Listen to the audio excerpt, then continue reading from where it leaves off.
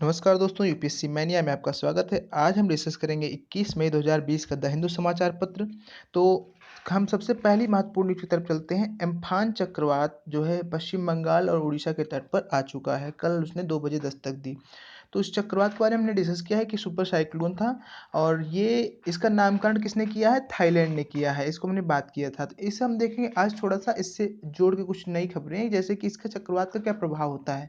तो मानव जनजीवन को काफ़ी गंभीर रूप से प्रभावित करता है। जैसे कि आप जानते होंगे बिजली के खंभे उखड़ जाते हैं और टेलीफ़ोन कनेक्शंस उखड़ जाते हैं, जो कमज़ोर घर होते हैं वो उखड़ जाते हैं और जो एस्बेस्टस की छतें होती हैं वो उड़ जाती हैं, पेड़-पौधे गिर जाते हैं और मनुष्य के जनजीवन की भी क्षति होती है। और कल देखिए इसी की वजह से 5 लोगों की मृत्यु भी हुई है। हालाँकि अब बहुत सतर्क हो चुका है हमारा जो डिज़ास्टर रिस्पॉन्स है, वो काफ़ी अच्छा रहा है, तो अभी क्षतियाँ कम होती हैं। तो एम्फान चक्रवात जो है अभी पश्चिम बंगाल के तट पर दस्तक दिया था कल, तो उससे संबंधित पहली खबर थी। अगली न्यूज़ है domestic flights to resume on May 25। जो हमारे civil aviation minister Hardeep Singh Puri ji हैं, इन्होंने बताया कि जो डोमेस्टिक फ्लाइट्स यानी कि घरेलू जो उड़ानें हैं, वो 25 मई से स्टार्ट हो जाएँगी। वो अपनी 1/3 क्षमता पर चालू रहेंगी, चलेंगी। मतलब अगर 100 सीटें होंगी तो केवल 33 सीटें भी उससे चल सकती हैं, 33 सीटें का प्रयोग किया जा सकता है। 2 इन 5 कोविड-19 पेशेंट्स हैव रिकवर्ड। तो जैसे कि कोविड समस्या बढ़ती जा रही है, तो हेल्थ मिनिस्ट्री ने अभी 9 दिन बाद नई प्रेस ब्रीफिंग दी है। उसमें बताया है कि हमारी रिकवरी रेट लगभग 40% के करीब है। अगर 100 पेशेंट हमारे इन्फेक्टेड है, तो 40 पेशेंट रिकवर कर चुक रहे हैं। ये चीज़ बताई जा रही है। अगली न्यूज़ है Nepals new political map unacceptable says India. Bharat कह रहा है कि जो नेपाल का नया मानचित्र है, राजनीतिक मानचित्र है, वो भारत को स्वीकार्य नहीं है। तो क्या बैकग्राउंड क्या है हम जानेंगे। तो जैसे कि आप जानते होंगे हमने डिस्कस किया है मानसरोवर जो हमारा भगवान शिव हिंदू मैथोलॉजी के अकॉर्डिंग जो भगवान शिव का स्थल माना जाता है, निवास स्थल माना जाता है, वहाँ पर ये हिंदुओं का महत्वपूर्ण तीर्थ स्थल है। तो वहाँ पर जाने के लिए लिपुलेख दर्रे से अभी हमने बॉर्डर रोड ऑर्गेनाइजेशन ने एक अभी हाल ही में एक सड़क बनाई थी। तो वो काला पानी से होकर गुजरती थी। तो नेपाल ने इस बात पर आपत्ति जताई कि जो है ये हमारा क्षेत्र है। अब उसी को क्लेम को रिकॉग्नाइज करने के लिए नेपाल ने नया मानचित्र जारी किया है और उसमें कहा है कि ये अब हमारी भूमि है। तो इससे जो क्या होता है नेपाल ने तो जो ये नया भूमि दिखाई है इसमें काला पानी क्षेत्र को अपना क्षेत्र बताया है। तो इससे क्या हुआ है भारत ने इस पर आपत्ति जताई है। अगली न्यूज है China accuses India of trespass LAC heats up. जो लाइन ऑफ एक्चुअल कंट्रोल है भारत चाइना की जो है सीमा है वहाँ पर लद्दाख क्षेत्र में, वहाँ पर क्या है भारत जो है अक्साई चीन क्षेत्र में बढ़ा है, मतलब आगे की तरफ बढ़ा है, डिफेंड कर रहा है, वहाँ पे अपनी मिलिट्री को मजबूत कर रहा है, इंफ्रास्ट्रक्चर भी डेवलप कर रहा है। तो चाइना वहाँ पे उसको अतिक्रमण की संज्ञा दे रहा है कि अतिक्रमण कर रहे हैं, जबकि ऐसा कुछ नहीं। हमें पता है 1962 के युद्ध में कैसे भारत ने हमसे हमारे ही क्षेत्र पर कब्जा किया था। अक्साई चीन क्षेत्र तो हमारा ही है। तो इस पे जो अभी वहाँ पर थोड़ा गतिविधि है, क्योंकि इससे पहले भी हम देखें बैकग्राउंड न्यूज हमने देखा है कि कैसे लद्दाख क्षेत्र में हाथापाई हुई है भारत चीन सैनिक में और सिक्किम में भी। तो उसी को लेके एलएसी जो लाइन ऑफ एक्चुअल कंट्रोल है भारत चाइना सीमा पर काफ़ी थोड़ा तनातनी चल रही है, वो चीज़ बताया गया यहाँ पे। अगली महत्वपूर्ण न्यूज़ जो है हमारी वो कुछ ये है, लोकल न्यूज़ थी। अगली महत्वपूर्ण न्यूज़ है locust cross third digit to invade 16 districts in Rajasthan. तो जो लोकस्ट है टिड्डे जो होते हैं आपका हमने डिस्कस भी किया था, और जो टिड्डे हैं वो राजस्थान में थर्ड डिजिट में आ चुके हैं, 16 जिलों पर आक्रमण कर चुके हैं। तो टिड्डे आपको लगने देखने में छोटे लग रहे होंगे, लेकिन जब ये बहुत सारी भीड़ में लाखों की संख्या में आते हैं तो खेत का खेत पूरा साफ कर जाते हैं। तो ये हमारे एग्रीकल्चर के लिए काफ़ी खतरनाक होते हैं। अगली महत्वपूर्ण जो न्यूज़ है वो आपकी कुछ इस प्रकार है। हाई कोर्ट आज केएसपीसीबी कर्नाटका हाई कोर्ट जो है उसने Karnataka state pollution control board से कहा है कि आप पर्यावरण को शुद्ध रखिए। क्यों कहा है, जैसे बताया अभी जो कोविड की वजह से सभी लॉकडाउन चल रहा है तो सारी इंडस्ट्रीज बंद है। तो उन्होंने कहा कि इससे ये पता चलता है कि जो पॉल्यूशन है जो मेजरली ये इंडस्ट्रीज ही इसका कारण है। तो जैसे अगर आपका कोई लॉकडाउन के बाद ही आप उपाय लीजिए और जो यहाँ की जो लेक्स है झील है यहाँ पर्यावरण है उनका प्रदूषण स्तर आप मेंटेन रखिए। अगली न्यूज़ है Russian team at Kudankulam to address problems in generator. तो रशियन टीम आई है कुडानकुलम न्यूक्लियर प्लांट में कुछ समस्या आई है उसको ठीक करने के लिए।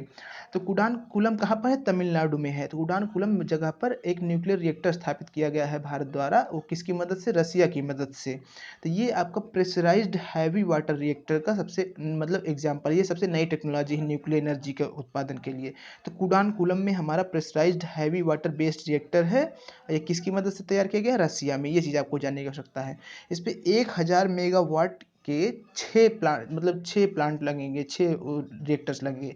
तो अभी एक रिएक्टर चालित है, दूसरा रिएक्टर चल रहा है, उसी में थोड़ा-सा कुछ आवाज़ आ रही है, वाइब्रेशन की आवाज़ आ रही है, उसी को ठीक करने के लिए रसिया से एक टीम आई है। अभी 4 रिएक्टर्स और निर्मित करना बाकी है। Cattle killer tiger finally trapped in Kodagu. तो जो अभी हमने डिस्कस किया था कि एक जो चीता था वो जानवरों को मार के खा जाता था और आसपास जो है, तो वहाँ पे उसको पकड़ लिया गया है। तो ये तो फिलहाल लोकल न्यूज हमारे लिए महत्वपूर्ण नहीं है, लेकिन इससे संबंधित हम न्यूज डिस्कस करेंगे। प्रोजेक्ट टाइगर हमने कई बार डिस्कस किया है। ये टाइगर की घटती संख्या को कंट्रोल करने के लिए और टाइगर को एक सुरक्षित एनवायरनमेंट प्रदान करने के लिए 1973 में भारत सरकार द्वारा चलाया गया था। तो और इसके तहत एक बॉडी बनाई गई, नेशनल टाइगर कंजर्वेशन अथॉरिटी, जो टाइगरों के संरक्षण का देखरेख करती है। इसके जो चेयरमैन होते हैं वो minister of environment forest climate change होते हैं, जो हमारे वर्तमान में प्रकाश जावड़ेकर जी है। और टाइगरों की जनगणना टाइगर गणना प्रत्येक चौथे वर्ष है। अभी वर्तमान में सबसे ज़्यादा टाइगर मध्य प्रदेश में, इसलिए मध्य प्रदेश को टाइगर स्टेट भी कहा जाता है। ये से संबंधित खबर थी। अब हम अगली महत्वपूर्ण खबर की तरफ चलेंगे। Railways to start reservations. तो रेलवे ने अभी 200 नई टाइम टेबल ट्रेन चलाएंगी और उसके बाद 1 जून से जो चलेंगी उनके लिए अभी से रिजर्वेशन स्टार्ट कर दिया है। तो जो लोग भी अपने गंतव्य स्थल पर जाना चाहते हैं वो रिजर्वेशन कर सकते हैं। NSD takes part of its syllabus online. तो जो नेशनल स्कूल ऑफ ड्रामा है उसने अपने सिलेबस का काफ़ी एक हिस्सा ऑनलाइन कर दिया है, यानी चूंकि लॉकडाउन चल रहा है ताकि बच्चे से एसेस कर सके, तो नेशनल स्कूल ऑफ ड्रामा जो है इसने अपने सिलेबस को ऑनलाइन कर दिया काफ़ी हद तक। BJP MPs praise Taiwan as Tsai is sworn in. तो जो बीजेपी की एमपी हैं मीनाक्षी लेखी जो हैं, जो नई दिल्ली से बीजेपी की सांसद हैं, उन्होंने ताइवान के नए राष्ट्रपति जो हैं शाई, उनकी जो स्वेरिंग कर रही हैं, उन्होंने शपथ ली है तो उसकी प्रशंसा की है। तो इसमें ये मुद्दा क्यों बना है, क्योंकि हमने डिस्कस किया है ताइवान अपने आप को एक स्वतंत्र देश के रूप में चाहता है कि विश्व उसको रिकॉग्नाइज करे, लेकिन जो है चाइना कहता है ये हमारा ही देश है, हमारा ही क्षेत्र है, ये लोग कुछ नहीं, ये स्वतंत्र देश नहीं है, ये हमारा ही क्षेत्र है, ये लोग अधिग्रहण किए हुए हैं। तो विश्व में बहुत कम ही देशों ने ताइवान को स्वतंत्र देश के रूप में रिकॉग्नाइज किया है, और इंडिया ने भी नहीं रिकॉग्नाइज किया है। इंडिया ताइवान मतलब इंडिया में भारत का कोई राजदूत ताइवान का नहीं रहता है, ना वहाँ कोई एम्बेसी है। इंडिया ने भी इसको चाइना का ही पार्ट माना है, यहाँ तक यूएसए ने भी उसको चाइना का ही पार्ट माना है। लेकिन आप जानते हैं जैसे चाइना हमेशा इंडिया के हितों के अगेंस्ट में कार्य करता है, तो इसलिए ताइवान हमारा प्ले कार्ड भी हो सकता है। हम चाइना को दबाव बनाने के लिए ताइवान को जितना हम महत्व देंगे उतना चाइना को चिढ़ होगी। तो अगर चाइना हमारे खिलाफ पाकिस्तान में खेल खेलता है तो हम ताइवान कार्ड खेल सकते हैं। तो इसीलिए देखिए बीजेपी की एक सांसद जो मीनाक्षी लेखी हैं उन्होंने प्रशंसा की है, तो चाइना जाहिर सी बात इससे चिढ़ेगा। तो चाइना के लिए जैसे पाकिस्तान कार्ड खेलता है हमारे लिए, तो उसका हमारे पास विकल्प है ताइवान कार्ड। ये चीज़ आपको जानने की आवश्यकता थी। New scheme for Chhattisgarh farmers. तो जो छत्तीसगढ़ के किसान है वहाँ के लिए जो भी 1 एकड़ के लगभग जिनके पास ज़मीन है उनको प्रतिवर्ष 13,000 रुपये मिलेगा। तो ये एक आपकी वहाँ पे न्याय योजना चालू की गई है। तो कौन सी योजना है, राजीव गांधी न्याय योजना छत्तीसगढ़ में चालू की गई, ये आपको जानने की आवश्यकता है। अगली news, UK trial to test efficacy of 5 drugs. तो जैसे कि कोविड समस्या चल रही है, तो कौन सी दवा सबसे ज़्यादा प्रभावी होगी रिकवरी के लिए और डेथ्स कम हो, इसके ट्रांसमिशन को हाल्ट किया जा सके, तो 5 नई दवाओं पर शोध कर रहा है कि इसको कैसे कंट्रोल किया जा सकता है, कौन सी हेल्पफुल होगी ज़्यादा। अगली महत्वपूर्ण न्यूज आपकी हो जाती है, nationalism is not going to solve the big challenges of the day. तो थॉमस पिकेट्री एक जो है आपका एक प्रोफेसर ऑफ इकोनॉमिक्स हैं पेरिस में, ये आते हैं तो ये बताते हैं कि पार्टिसिपेटरी सोशलिज्म का कॉन्सेप्ट देते हैं। ये बोलते हैं कि राष्ट्रवाद जो है किसी इस ऐसी बड़ी समस्या को हल नहीं कर देगा। राष्ट्रवाद का मतलब क्या है कि भारत है केवल भारत की बात में सोचे, वो अपने अंतर्मुखी हो। अगर भारत है अगर स्वार्थ देखने लगेगा कि नहीं हमको दूसरे से कोई मतलब नहीं, हम सबसे पहले अपना हित देखेंगे, तो ये समस्या जो है ये पैन वर्ल्ड है, पूरे वर्ल्ड विश्व स्तर पर है। तो एक दूसरे से सहयोग पे बात कर रहे हैं, तो पार्टिसिपेटरी सोशलिज्म की बात कर रहे हैं, यानी सहयोगात्मक समाजवाद, यानी कि पूरे विश्व वसुधैव कुटुंबकम की जिस बात हम करते हैं तो वही इन्होंने अपने शब्दों में इसको कहा है। अगली न्यूज है, board exams exempted from lockdown steps. तो लॉकडाउन का चौथा चरण है उसमें बोर्ड एग्जाम अलाउ कर दिया गया है, बोर्ड एग्जाम्स हो सकते हैं। तो जो सीबीएसई होगा ये सब बोर्ड एग्जाम्स होगा, ये हो सकते हैं, बस कुछ गाइडलाइंस होंगी, जैसे जो टीचर्स होंगे वो मास्क पहने रहेंगे, सोशल डिस्टेंसिंग मेंटेन की जाएगी। अगली न्यूज है, इसमें एक आंकड़ा बताया गया है, इसमें बताया जा रहा है ओनली 2132 यूज्ड ए बी प्रधानमंत्री जन आरोग्य योजना।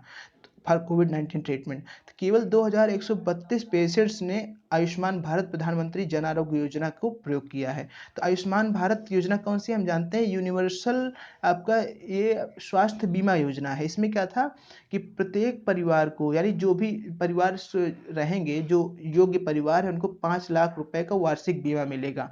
कोई भी उससे सेकेंडरी या टर्शियरी ट्रीटमेंट करा सकते हैं। तो उसका बीमा का प्रयोग करते हुए केवल 2132 लोगों ने इस बीमा का प्रयोग किया है कोविड-19 से ट्रीटमेंट के लिए। तो आयुष्मान भारत योजना क्या है, इसके बारे में आपको जानने की आवश्यकता है।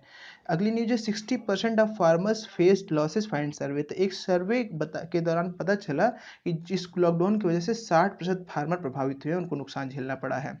अगली महत्वपूर्ण न्यूज़ आपकी आ जाती है वैश्विक जगत से। तो इसमें बता रहा है यार, vaccine will be for global public good. तो अमेरिका ने कहा है अगर हम वैक्सीन डेवलप करते हैं तो हम इसमें स्वार्थ नहीं देखेंगे, ऐसा नहीं है, हम विश्व को समान भाव से इसको उपलब्ध कराएंगे, ये बात कही है।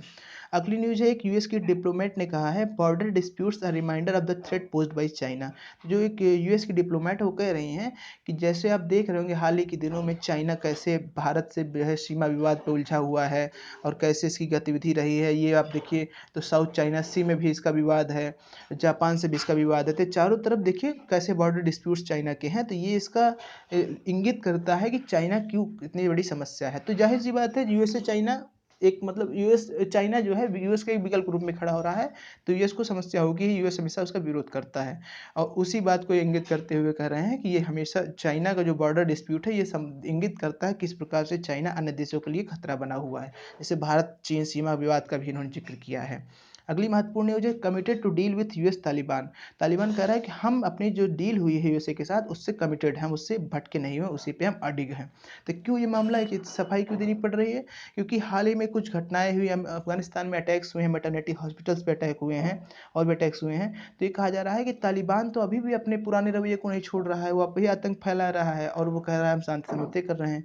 तो ये बोल रहे हैं कि हम उन सब किसी भी घटना में संलिप्त नहीं है, ये आईएस का जो है किया करा हो सकता है और हम डील के लिए शांति समझौते के लिए तैयार हैं, हम हिंसक गतिविधियों में नहीं संलिप्त। तो सफाई इन्होंने दिया है। अगली न्यूज है, important for India to be close to Taliban says US. तो संयुक्त राष्ट्र अमेरिका ने कहा है कि तालिबान से बात करने में इंडिया का भी हित है और तालिबान और अफगानिस्तान का भी हित है। तो जैसे इंडिया का स्टैंड रहा है कि हम जो है तालिबान से तभी बात करेंगे वो जो पॉलिटिकली एक मतलब अपना सारा हिंसक गतिविधियां छोड़ दे और स्टेबल पॉलिटिक्स में आ जाए, ओरिजिनल पॉलिटिक्स में।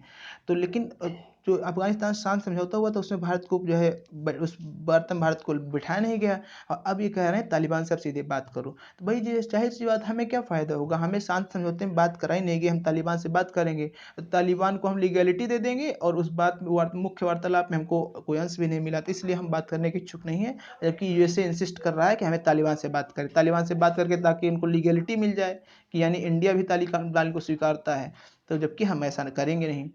अगली news, Abbas says Israel's annexation plan has derailed Oslo accord. Abbas को ना, महमूद अब्बास आपके वहाँ के इजराइल के जो फिलिस्तीन है, फिलिस्तीन अथॉरिटी के प्रेसिडेंट हैं। फिलिस्तीन क्या है, ये इजराइल विवाद जब हम देखेंगे तो इजराइल क्या है, इजराइल आपका एक एशिया में एशियाई देश है जो खाड़ी क्षेत्र में है।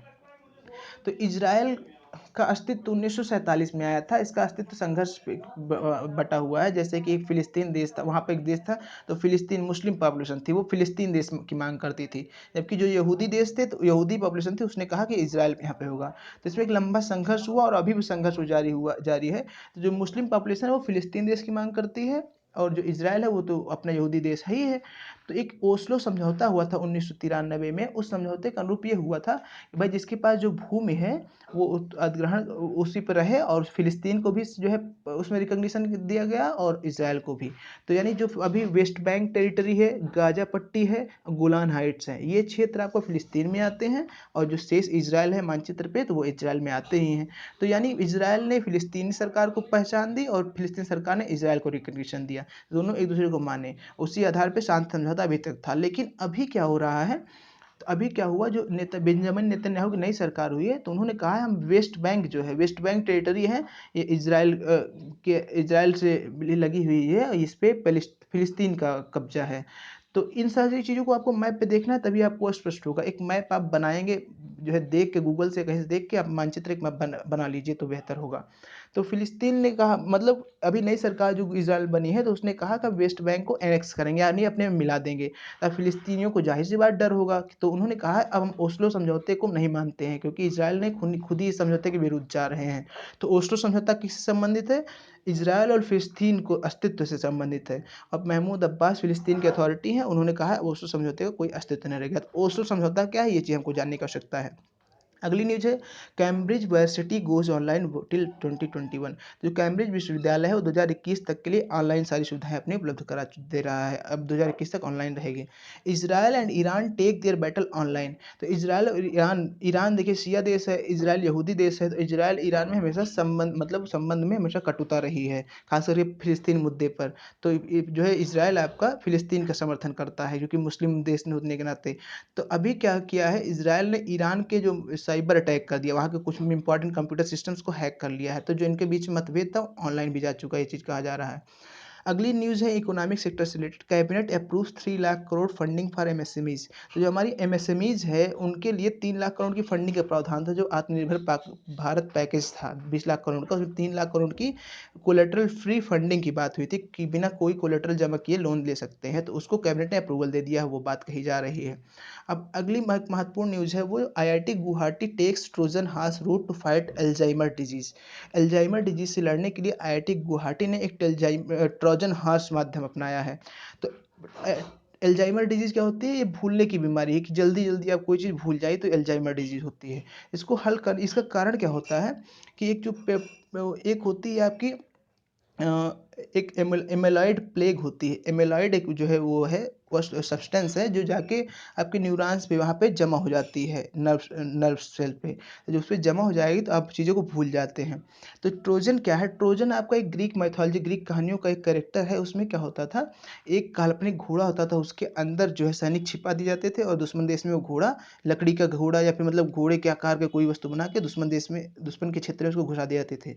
और आदमी समझता था दुश्मन की हुई तो घोड़ा है तो क्या करेगा, तो रात में उस घोड़े से निकल के जो थे उसके दुश्मन देश पे आक्रमण करके उस पे विजय पा लेते हैं, यानी कि गुमराह करके चीज़ों को जीतना। तो ट्रोजन पेप्टाइड की एक बात की गई, आईआईटी गुवाहाटी ने एक ट्रोजन पेप्टाइड डेवलप किया है जो जहाँ पे जाएगा इन एमाइलॉइड प्रोटीन्स, एमाइलॉइड जो डिपॉजिट हो जाते हैं नर्व सेल्स पे जिसकी वजह से भूलने की बीमारी जाती है, उनको डिपॉजिट नहीं होने देगा। तो ये आईआईटी गुवाहाटी ने एक अल्जाइमर डिजीज संबंधी चीज़ प्रोग्रेस किया है।